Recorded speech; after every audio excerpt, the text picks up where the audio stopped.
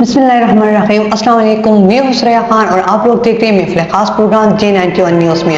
आज का जो हमारा टॉपिक है वो 2023 के सालाना रिपोर्ट के हवाले से है। 2023 के सालाना रिपोर्ट के मुताबिक खैबर पख्तूनख्वा में शहीद होने वालों में 160 पुलिस, 70 फौजी, 60 से जायद आम शहरी शामिल हैं। इसके अलावा सूबे में 70 अस्करियत पसंद मारे गए, जबकि 11% आबादी जो है वो मंशियात का शिकार है। ह्यूमन राइट्स ऑफ कमीशन ने साल 2023 के दौरान सूबे के अंदर अवामी बेचैनी, कत्ल गारत, सियाहतनामा और माहौलियाती बहरान के हवाले से सालाना रिपोर्ट जारी कर दिया है।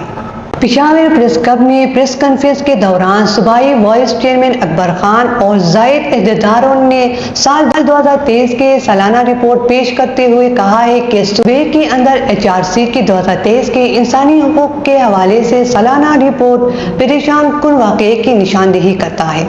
2023 में सैलाब, आंधी के शिकार अफराद इमारतों की रिसाई से महरूम हैं, जबकि 2023 में 47 लाख बच्चे स्कूल से बाहर हैं। इनमें 66% लड़कियां शामिल हैं। 9 मई के एहतजाज के बाद सैकड़ों अफराद गिरफ्तार किए गए, मुख्तलिफ आईनी हुकूक की खिलाफवर्जी की गई, जबकि 2,12,000 मुहाजिरीन को खैबर पख्तूनख्वा से बाहर निकाल दिया गया। इसके अलावा जस्टिस मुसर्रत इलाही पेशावर हाई कोर्ट में पहले खातून जस्टिस बनी और इसे दूसरी खातून जज के तौर पर सुप्रीम कोर्ट में तैनात किया गया। इसके अलावा उनका मजीद कहना था कि हुकूमत शहरियों के हादसा दूर करने के लिए फौरी इक़दाम करे।